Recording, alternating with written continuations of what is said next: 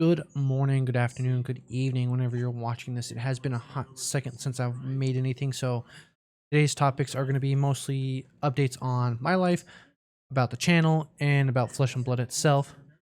So we will start with myself because everybody knows most of the updates about Flesh and Blood.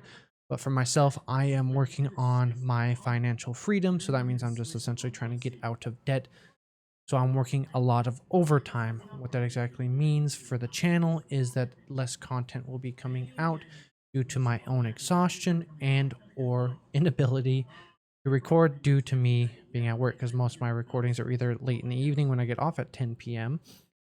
or on my weekends, but I am doing overtime on my weekends to get that financial freedom. But with this and a few other things I have in the works, I am still trying to get content out to you guys. I'm working on a budget gravy deck, so that way everybody that doesn't have the financial capabilities like myself, I can't have a fully fleshed gravy bones deck because I've put too much money into my Kano deck. But that's hindsight. Yeah, I'm working on a budget gravy video so that people can actually play gravy bones at their local armories without feeling the necessity to buy all the expensive cards to make him function. I'm trying to find that in between for people. I am going to be making a how to play Gravy Bones. It will be focused around my budget build as well. If somebody wants to see a more fleshed out build of Gravy Bones, there are plenty of videos out there, but my channel will be focusing on that budget build specifically for those. I feel like budget builds are not looked at as often as they should be. And then I am working on a personal project for the channel that it's going to take me a while. Honestly, I think it might come out next year. Hopefully, Flesh and Blood doesn't or LSS doesn't make the product. Oh, spoilers!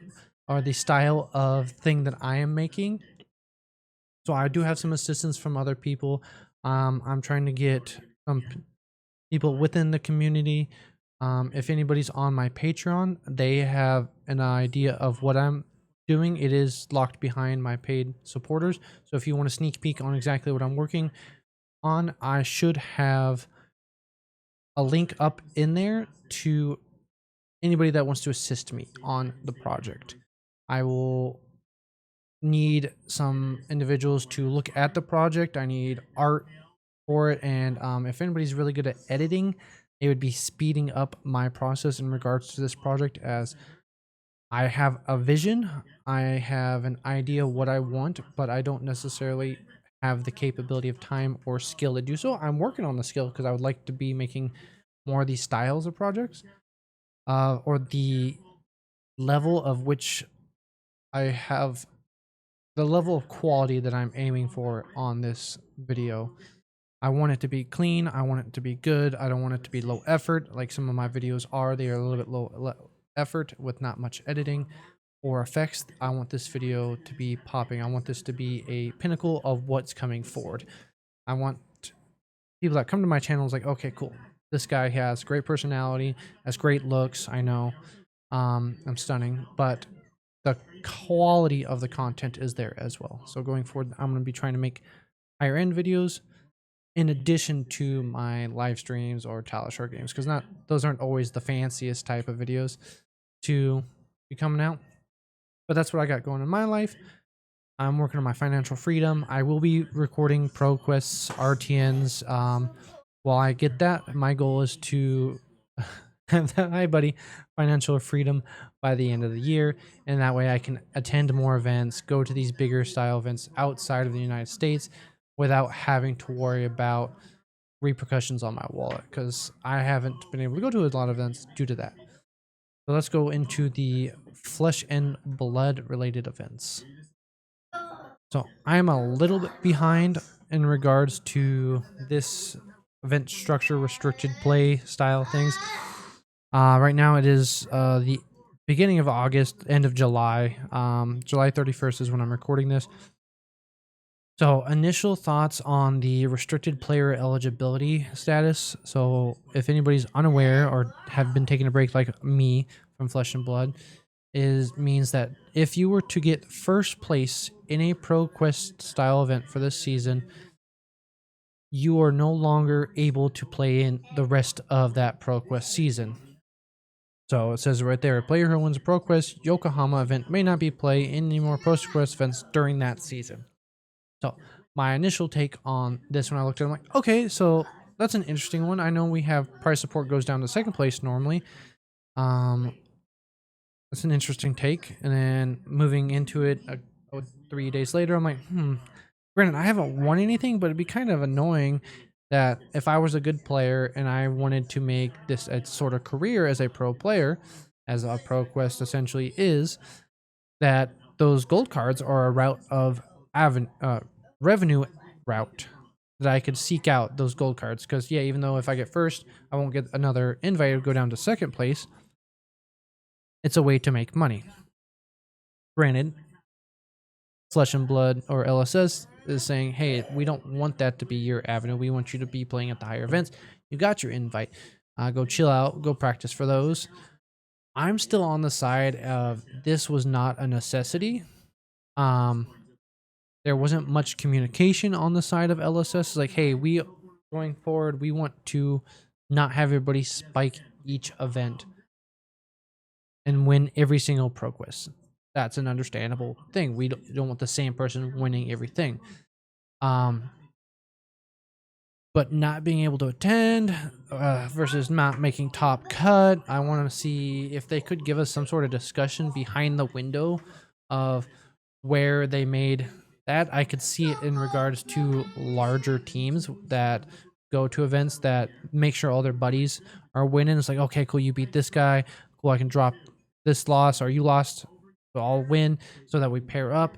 And then I give you that extra win, so that way you make your top cuts. I can see it from the avenue.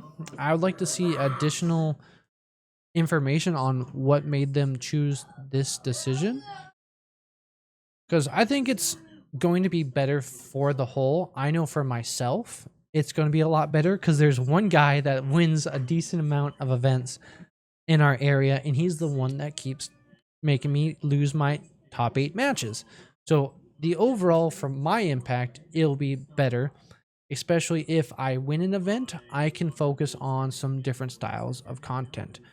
I am looking into trying to make some sort of content involving judging and or rules-based interactions. I think there is a niche in that some people might be interested, like myself, that don't see the content there.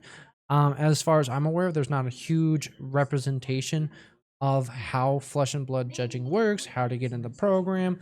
I would like to be an advocate for that. I would love to be an advocate for the judge program. So I'm going to work on my level 1s as of recording this weekend.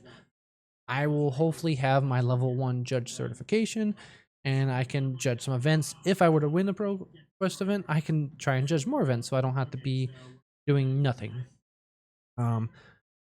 Yeah, so look forward to a life in the day of the judge, or how to become a judge, judging 101, something like that coming across the channel. As well as there are some other games I've been playing that are TCG based that I might be live streaming. One of them I did stream not too long ago was My Card is Better Than Yours. It's just the demo at the moment, but I really did enjoy. But let's stick to getting slightly tangent on Flesh and Blood. I'm excited for Yokohama. I'm going to do the best I can to attempt to go there because Japan is one of my favorite places that I've been. I lived in Okinawa in the military for almost 2 years, and I visited Tokyo. Most of my family would like to go to Japan as well. So fingers crossed I either qualify for the event and or I am financially capable of going to ProQuest Yokohama regardless of my qualification status. So I can just explore Japan, maybe do some other events, meet some more higher level players there. But yeah, that's where I am at my life, where the channel is going, some potential content avenues that you all get to look forward to. And and I will be working on short form, as in TikTok and YouTube shorts, to potentially get a broader audience. If not everybody's thing. They are going to be short, concise. They're not going to be snippets of my streams or videos. They're going to be their own separate form of content. So if you want to see some of my hot takes or my gripes with it, it's going to be my initial thoughts. There's going to be quick one-off takes of content that I would appreciate some views on.